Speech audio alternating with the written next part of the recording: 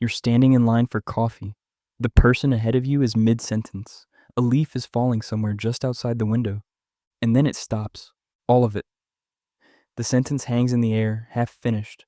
The leaf freezes an inch above the ground. The steam above the cups holds still like it was carved from glass. Everyone is frozen. Everything is frozen. Except you. You can move. You can walk between the statues that used to be people. You can wave a hand in front of a stranger's open eyes and watch nothing happen. The whole world has become a museum, and you are the only visitor who can still breathe. When you were a kid, this was the dream, the ultimate power.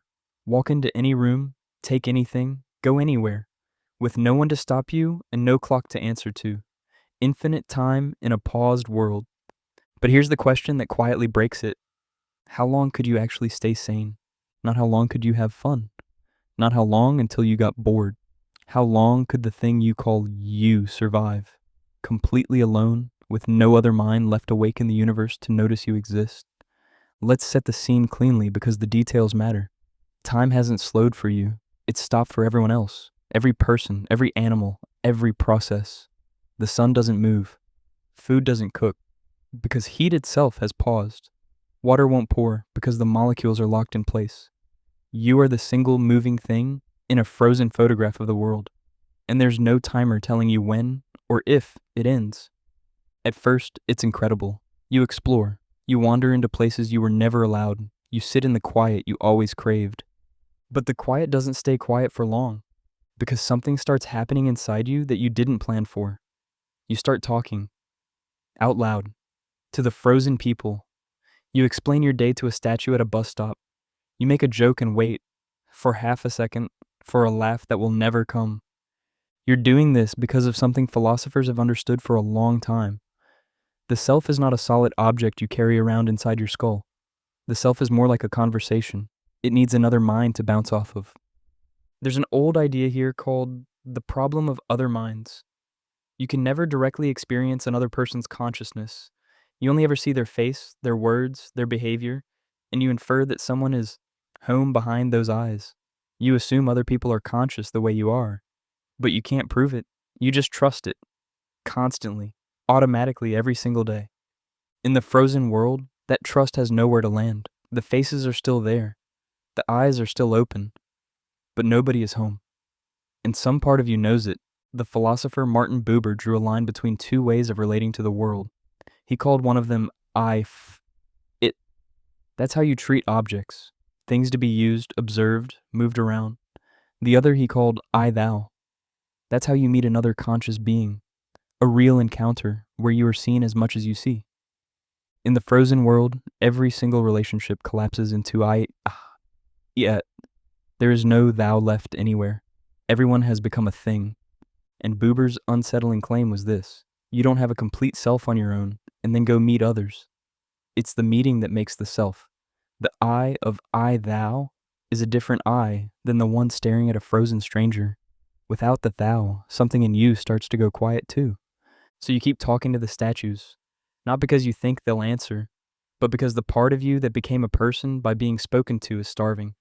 Now, you might push back here, and you'd be right to, because there's a famous counter-argument hiding in this exact spot, and it belongs to René Descartes. Sitting alone, doubting everything, Descartes found one thing he could not doubt: the fact that he was thinking.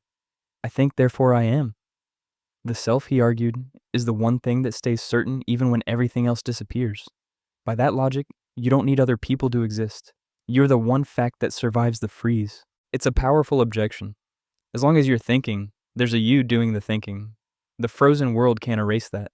But there's a quieter problem underneath it, and the philosopher Ludwig Wittgenstein is the one who found it. Wittgenstein asked whether a truly private mind could even hold itself together. His argument is subtle, so here it is, in plain words. The thoughts you think are made of language, and language only means anything because it's shared, checked, and corrected by other people. The word for tree, the rules of grammar, even the names you give your own feelings, all of it came from a world full of other minds. Strip that away long enough, and the tools you think with start to drift. There's no one left to keep your words honest, no one to say that's not quite what that means. So you might still be thinking, like Descartes said, but what are you thinking with? once the shared world that gave you those thoughts has been frozen for years. This is where the real horror of the frozen world lives. It was never about being trapped, it was about being unwitnessed. The philosopher Hannah Arendt wrote that we need other people to confirm that the world is real and that we are real in it. A thing that no one else can see starts to feel like a private hallucination. Reality for a human being is partly a group project. Take away the group, and even your own existence starts to feel like a rumor you can't confirm. And here's the cruelest part. There's no clock. You don't know if the freeze lasts an hour or 1,000 years. With no shared time, there's no future to walk toward and no past anyone else remembers with you. Your memories become a story with an audience of one, and that one is slowly forgetting how to tell it. So how long could you stay sane? Maybe the honest answer is that sane was never something you held by yourself. It was something other people held with you and for you the whole time, without you ever noticing. Now come back to the coffee shop. Unfreeze it. The sentence finishes. The leaf lands. The steam moves again. And look at what you actually have. A person ahead of you, half distracted, real. A stranger whose consciousness you'll never directly touch, but quietly trust anyway. A whole world of other minds keeping your world real, keeping your words honest, keeping you, every ordinary second, for free. You spent your childhood wishing you could freeze them all. The truth is, they're the only reason you've never frozen. You're standing in line for coffee. The person ahead of you is mid-sentence. Don't wish it would stop. That sentence, half finished, is part of what's holding you together.